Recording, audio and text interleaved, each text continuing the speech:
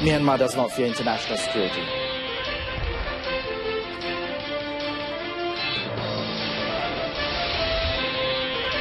The Election Commission set to face 14th general election.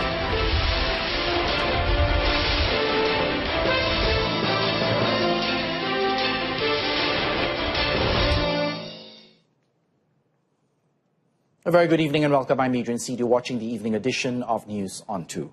After a mass exodus of Rohingya Muslims sparked allegations of ethnic cleansing, Myanmar leader Aung San Suu Kyi today said her country does not fear international scrutiny.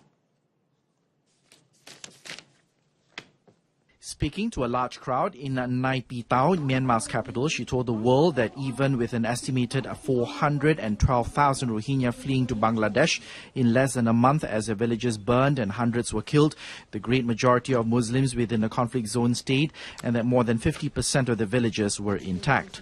I'm aware of the fact that the world's attention is focused on the situation in Rakhine State.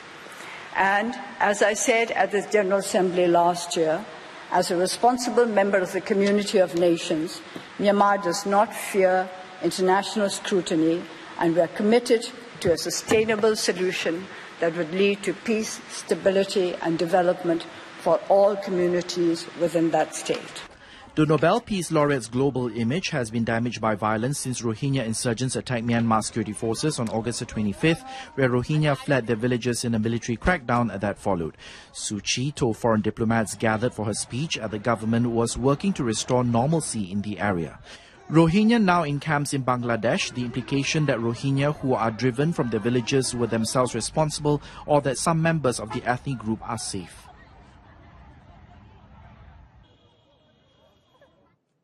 Meanwhile, many Muslim Rohingyas refugees living in crowded border camps near Bangladesh face the prospect of their movements being restricted by the authorities. Now, refugee camps are already beyond capacity and new arrivals are staying in schools or huddling in makeshift settlements with no toilets along roadsides and in open fields. On Monday, the refugees were also suffering with heavy rain falling on the camps. The refugees began pouring from Myanmar's Rakhine State after a Rohingya insurgent group launched attacks on security posts on August the 25th, prompting Myanmar's military to launch clearance operations to root out the rebels. Now, those fleeing have described indiscriminate attacks by security forces and Buddhist mobs.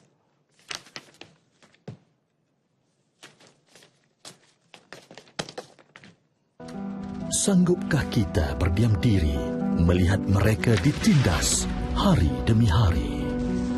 Apakah ada jalan untuk meringankan kesengsaraan mereka? Bersama kita bersatu melalui misi kemanusiaan untuk Rohingya oleh Yang Amat Berhormat Perdana Menteri. Sumbangan anda mampu memberikan mereka peluang untuk terus mengharungi kehidupan. The Royal Commission of Inquiry, or RCI, into the losses suffered by Bank Negara Malaysia due to foreign exchange or forex trading in the 1990s concluded its proceedings today at the Palace of Justice in Putrajaya after calling its 25th witness. In concluding the proceedings, which spanned across 9 days, RCI Chairman Tan Sri Muhammad Siddiq Hassan said 25 witnesses were called while 42 documents were submitted to the 5-member commission throughout the period from August the 8th. The last witness, former Auditor General Tan Sri Ishak Tadin, however, was unable to testify during the proceedings due to memory loss, according to his son. Rizal Ishak told the Commission that his father's memory and thinking skills have been impaired for the past 10 years and would render him unable to recollect key events relevant to the inquiry. Tan Sri Ishak served as the country's Attorney General between 1991 and 1994 when Bank Negara suffered the massive losses. Tan Sri Siddiq later ordered for the parties involved to submit their written submissions on Thursday. He concluded the proceedings at about 11:40 a.m. The Election Commission, or EC, is set to face the 14th General Election, or GE14, including in matters of logistics and facilities. Its chairman, Tan Sri Muhammad Hashim Abdullah, said the EC has met with election directors in each state to ensure that all facilities and equipment are in good condition. Dari segi facilities, setakat hari ini, dari segi logistik, setakat hari ini semuanya alhamdulillah. semuanya okey. Okey? Tak jadi masalah. Cuma kita menunggu masa saja. Yang tak ada siapa yang tahu lagi. He added that the EC also has a contingency plan to face any possible situation that may arise based on their experience in the previous election. Tan Sri Muhammad Hashim was met after launching the Voters Education Program in Bangi, Selangor. The EC has switched its approach in Voters Education Program to going down to the field and conducting a 2-in-1 program. Now, the 2-in-1 program, which has been carried out since February of this year, aims to both educate the people and register them as voters. As at the second quarter of the year, there were still 3,732,188 Malaysians who have not registered as voters, out of a total of 18 million who are eligible to vote.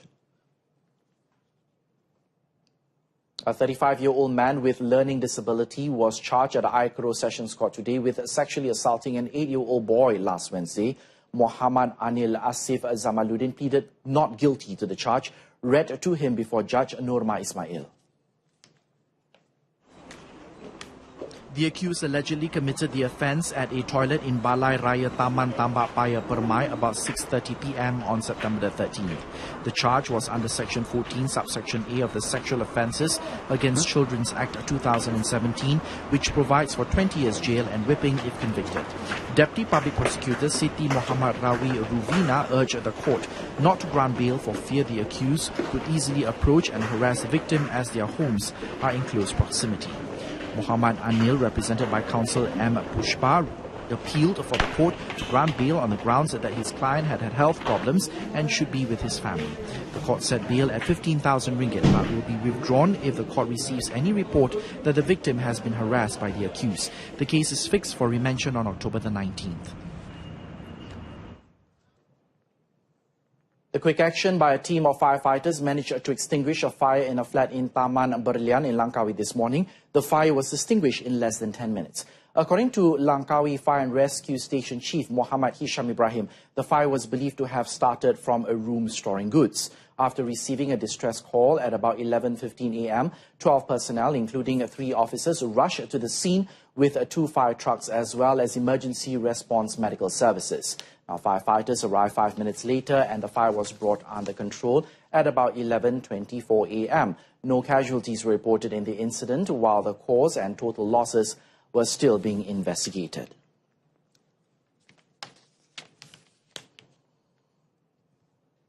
The Melaka Health Department has seized 562 controlled health products worth 1.4 million ringgit in several operations launched since January.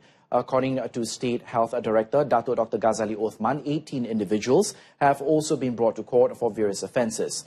Dato Dr. Ghazali added that out of the items seized, 221 products worth 1.2 million ringgit were not registered and contained scheduled poison.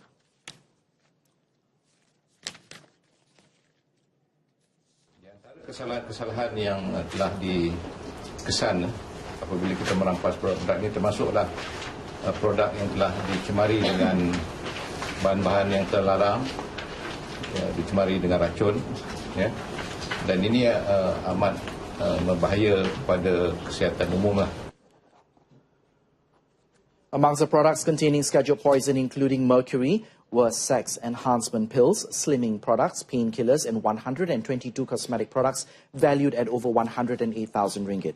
The individuals detained were brought to court for investigation under Regulation 7, Subsection 1, Subsection A, and 18A of the Control of Drugs and Cosmetic Regulations 1984, punishable under Section 12, Subsection 1 of Sale of Drugs Act of 1952, which carries a maximum fine of 25,000 ringgit or a jail sentence of up to 3 years. Users are urged to check the status of health and cosmetic products via the Pharmel Blacklist application, which can be downloaded on Google Play.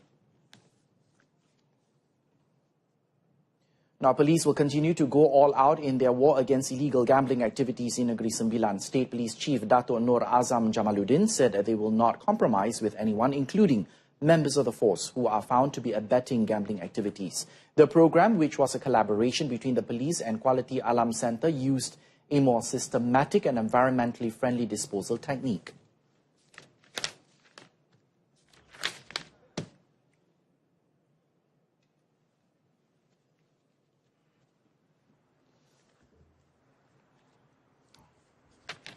Sekarang ni kita telah bersama dengan pihak Sistem Biro Kualiti Alam dan kita telah mengadakan pemulusan barang-barang kes ni dengan lebih sistematik. Yang mana kita pun mengalu-ngalukanlah go green ni. Go green ni, jadi kita tak nak mencemarkan persekitaran. Datuk Nur Azam said this after the disposal of nearly 900 cyber gambling machines seized by police. Also present during the program held at Port Dickson was State Environment Director Nur Hasni Matsari, State CID Chief Nur Azman Muhammad Yusof, and Kualiti Alam Sdn Bhd Director Khalid Basun. The Yang di-Pertuan Agong Sultan Muhammad V today attended the Trooping of the Colours ceremony held with pomp and pageantry at Dataran Pahlawan Negara Putrajaya. The ceremony, marking the pledge of loyalty by the Malaysian Armed Forces to the King as a Commander-in-Chief, took place in conjunction with His Majesty's birthday celebration. The 5 pennants paraded at the ceremony represented the Royal Malay Regiment, Royal Ranger Regiment, Royal Armoured Corps, Royal Malaysian Navy and Royal Malaysian Air Force. Upon the King's arrival at 9:35 a.m., the national anthem was played with a 21-gun salute fired by a team from the 14th Battery, Royal Artillery Regiment. His Majesty then went up at the special dais to take the royal salute from the Guard of Honour mounted by 25 officers and 563 members of other ranks from the 3 branches of the armed forces. The 1-hour ceremony was also enlivened with the flypast by 2 Nuri helicopters and the Eurocopter EC-725, Alouette and a Wasp over the venue. Also present were Prime Minister Datuk Sri Najib Tun Razak, Deputy Prime Minister Datuk Sri Dr. Ahmad Zahid Hamidi, Chief Secretary to the Government Tan Sri Dr. Ali Hamzah, and Armed Forces Chief General Tan Sri Raja Muhammad Afandi Raja Muhammad Noor.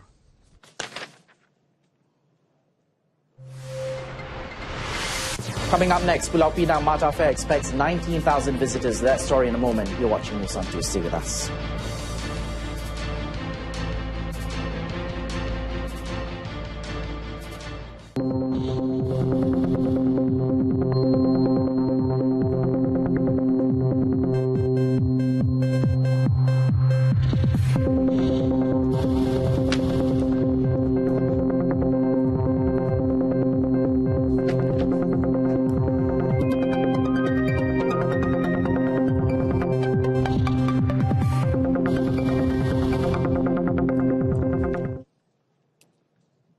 Thanks for staying with us.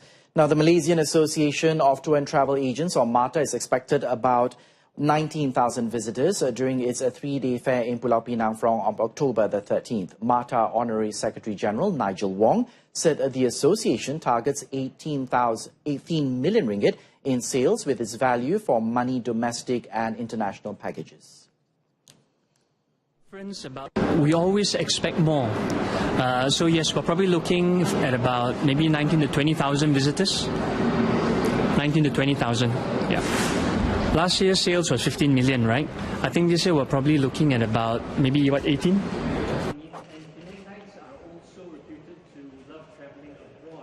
He said this at a press conference at the Straits Key Convention Centre in conjunction with the upcoming Mata Fair in Pulau Pinang. He said amongst the highlights of the fair would be an igloo house designed and contributed by one of the exhibitors. The annual fair this time will be held from October the 13th to the 15th at the Straits Key Convention Centre, and the admission is free and open to the public from 10 a.m. to 9 p.m. A total of 133 companies and travel agencies will participate in the event with more than 100 booths.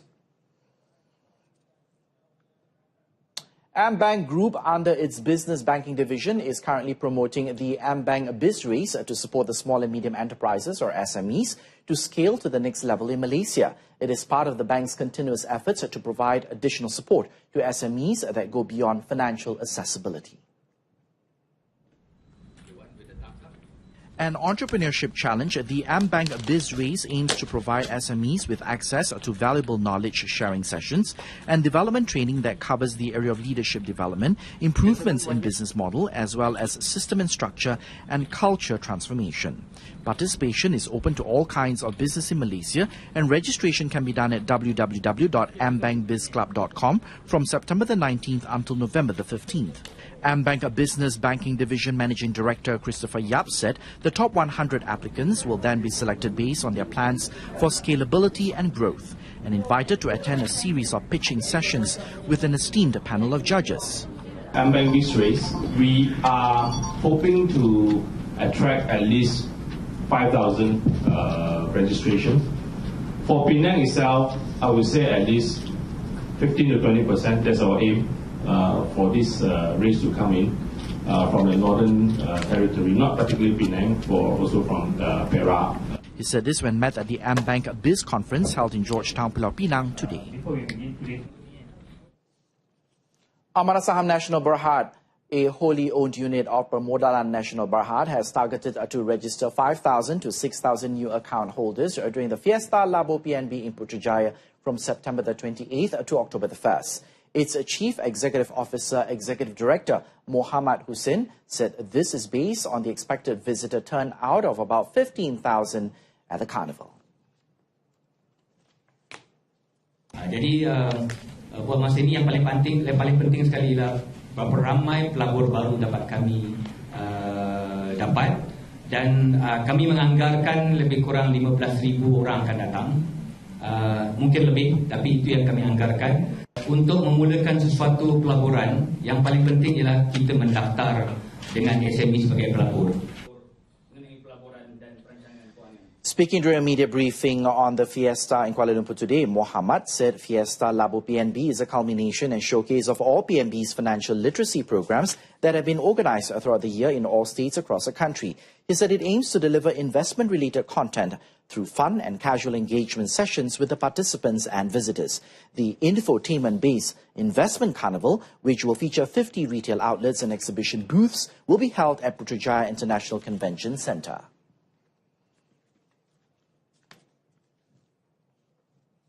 Bank Negara Malaysia, or BNM, is planning to issue guidelines on cryptocurrency by year-end.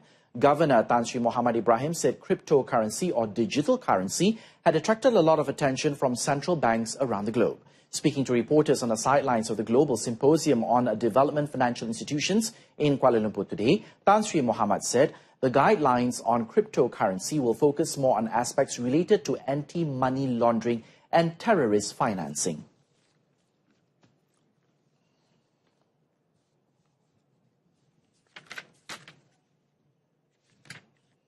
It's something that has attracted a lot of attention from central banks around the globe. In Malaysia, we are looking at the details. We hope that before the end of the year, we will come up with some guidelines on cryptocurrency, in particular those relating to anti-money laundering.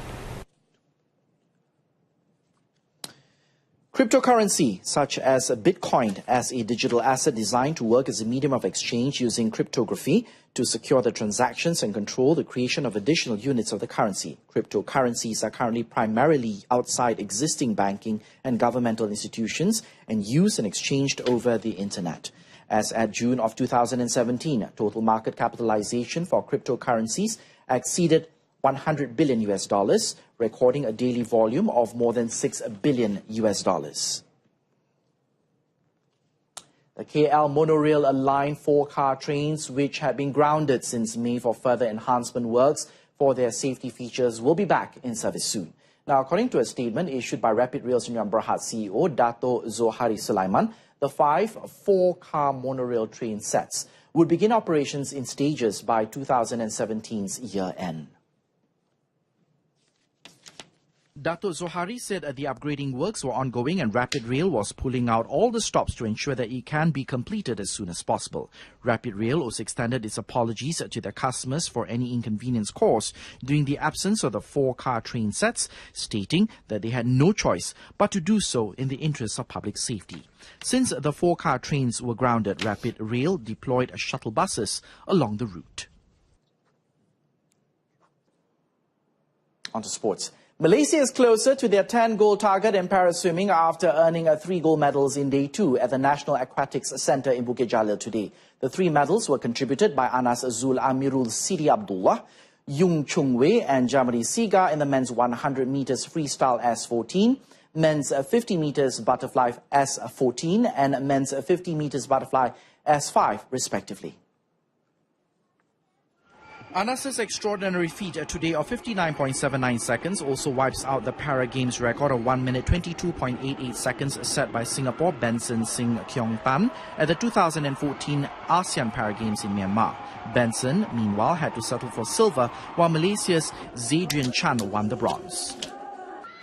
Chung Wei-yung claimed a second gold for Malaysia in swimming at the ASEAN Para Games with a new games record at the National Aquatic Centre in Bukit Jalil.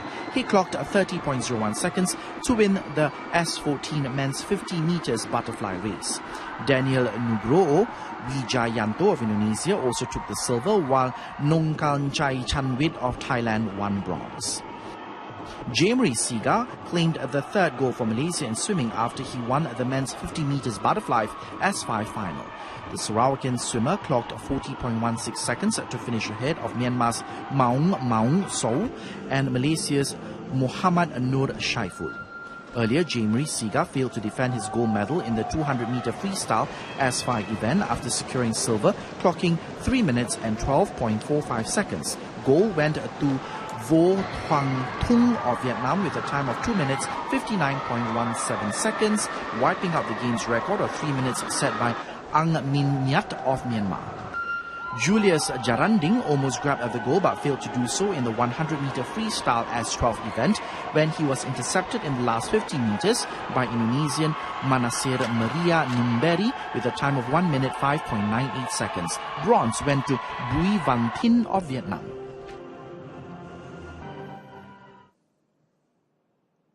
In track and field, debutant Eddie Burnett stole the limelight today by winning the men's long jump T37 for cerebral palsy with a personal best of 5.76 meters. It was the second goal for the 16-year-old from Sabah after winning the 100 meters event with a personal best of 12.45 seconds on Monday.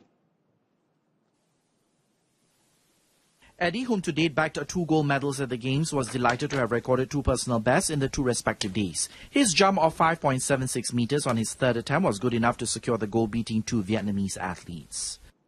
Himela Devi Enikuti was victorious in the women's discus F12 visual impairment event. She hurled the discus to a distance of 32.46 meters to capture the goal. The Philippines won the silver while Brunei captured the bronze.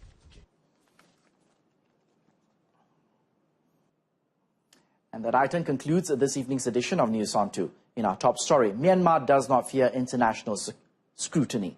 Join us again at 12:30 tomorrow afternoon for more updates. I'm Adrian C. Thanks for watching. Have a pleasant evening and good night.